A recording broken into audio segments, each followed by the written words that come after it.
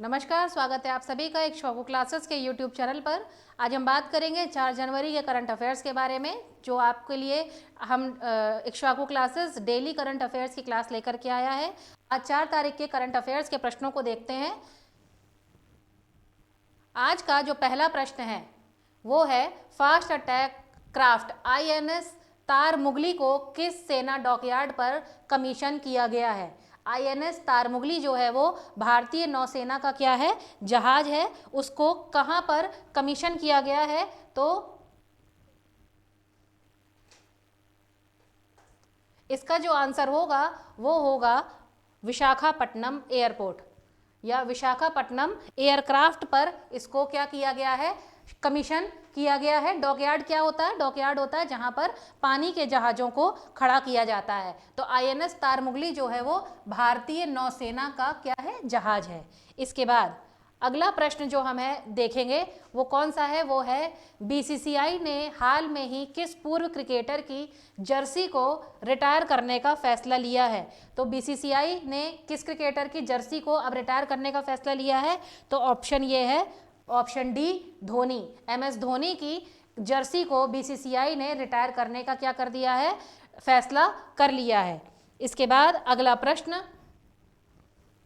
प्रश्न है, United world wrestling rising star of the year 2023 के रूप में किसे नॉमिनेट किया गया है। United world wrestling rising star of the year, तो इसका जो उत्तर होगा वो है option number D, option D, अंतिम पंघाल। अंतिम पंघाल को राइजिंग ऑफ द ईयर के रूप में क्या किया गया है, नॉमिनेट किया गया है। इसके बाद अगला जो क्वेश्चन है वो है, भारत के 84वें ग्रैंड मास्टर कौन बनी है। और ग्रैंड मास्टर किस खेल में होता है? ग्रैंड मास्टर जो है वो आपको पता होना चाहिए, चेस में होते हैं। ग्रैंड मास्टर चेस खेल में होते हैं। तो 84वां जो बना है, 84th जो ग्रैंड मास्टर बनी है वो कौन बनी है, वो बनी है वैशाली रमेश बाबू। ऑप्शन ए, वैशाली रमेश बाबू जो है वो 84वीं ग्रैंड मास्टर बनी है।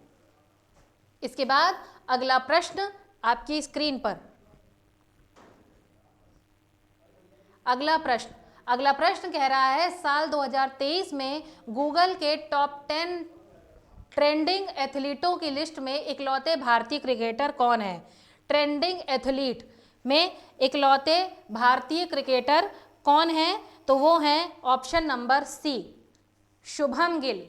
ये शुभनम नहीं है, ये है शुभम गिल। शुभम गिल जो हैं वो एथलीट बने हैं, पहले भारतीय एथलीट बने हैं ये।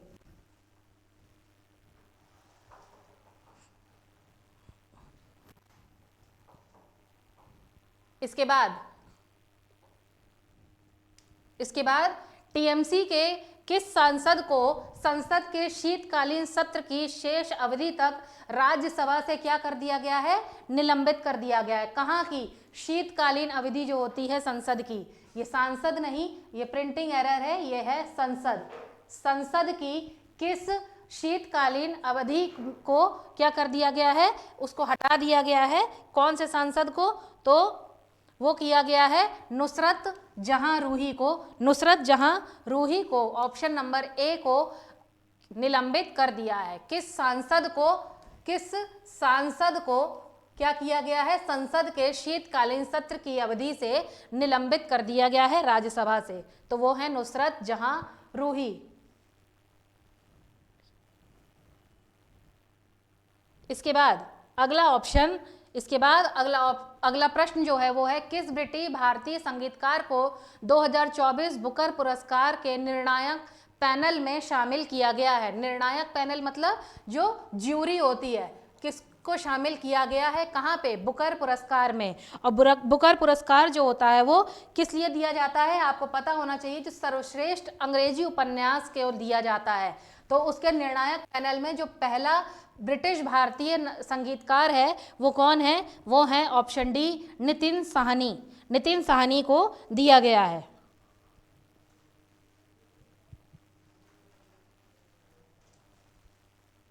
इसके बाद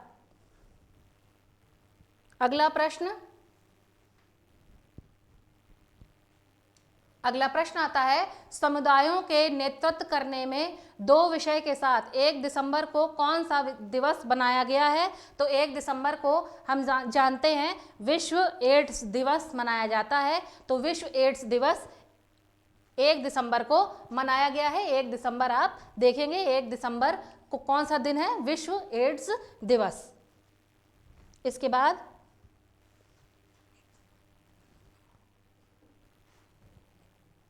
अगला प्रश्न क्या कह रहा है? सियाचिन ग्लेशियर के ऑपरेशन पोस्ट पर तैनात होने वाली पहली महिला ऑफिसर, मेडिकल ऑफिसर कौन है? कहां पर?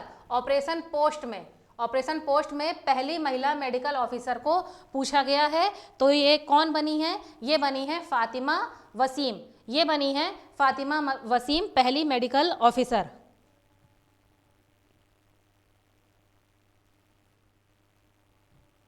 इसके बाद अगला प्रश्न,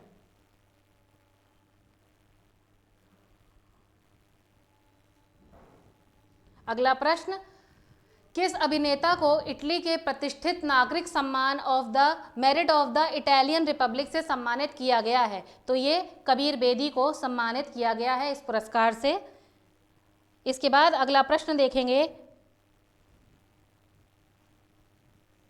अंतर्राष्ट्रीय लैंगिक समानता पुरस्कार 2023 से किस देश की एनजीओ को सम्मानित किया गया है? तो ये अफगानिस्तान की एनजीओ है, उसको ये पुरस्कार प्रदान किया गया है। और कब किया गया है? अभी हाल में ही 11 दिसंबर 2023 को ये अफगानिस्तान की एक एनजीओ है, उसको लैंगिक समानता पुरस्कार 2023 से पुरस्कृत किया गया है। और इसका नाम क्या है? AWSDC, अफगान महिला विकास कौशल केंद्र। अफगान महिला विकास कौशल केंद्र नाम की एक एनजीओ है, आप हिंदी में लिख लें, अफगान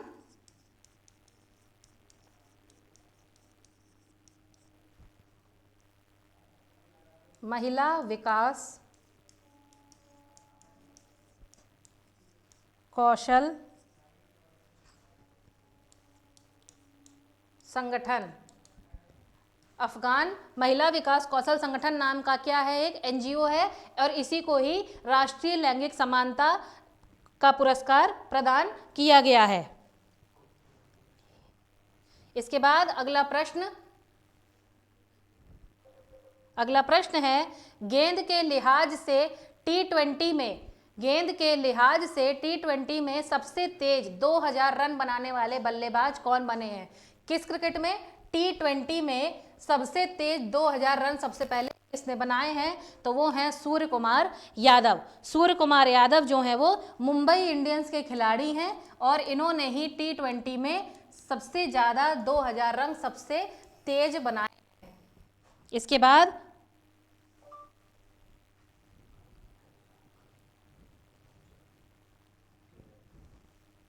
इसके बाद अगला, पद्मनाभी लाइफ टाइम अचीवमेंट अवार्ड किसे दिया जाएगा? पद्मनाभी लाइफ टाइम अचीवमेंट अवार्ड जो है वो किसको दिया जाएगा? तो वो जावेद अख्तर को दिया जाएगा। और पद्मनाभी लाइफ टाइम अचीवमेंट अवार्ड जो है वो फिल्म उद्योग में सबसे ज़्यादा उत्कृष्ट योगदान देने वाले व्यक्ति को यह अवार्ड दिया जाता है, पद्मनाभी लाइफ टाइम अचीवमेंट अवार्ड। और ये कब दिया गया है? अभी हाल में ही 3 जनवरी को दिया गया है, 3 जनवरी 2024, अर्थात कल ही ये पुरस्कार इनको प्रदान किया गया है।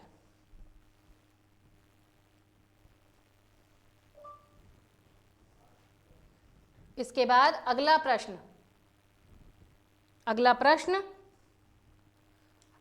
क्या कह रहा है? इंटरनेशनल एंटी करप्शन चैंपियन के रूप में किसे नामित किया गया है? एंटी करप्शन चैंपियन के रूप में किसको नामित किया गया है? तो निखिल डे को इनको नॉमिनेट किया गया है एंटी करप्शन चैंपियन के रूप में।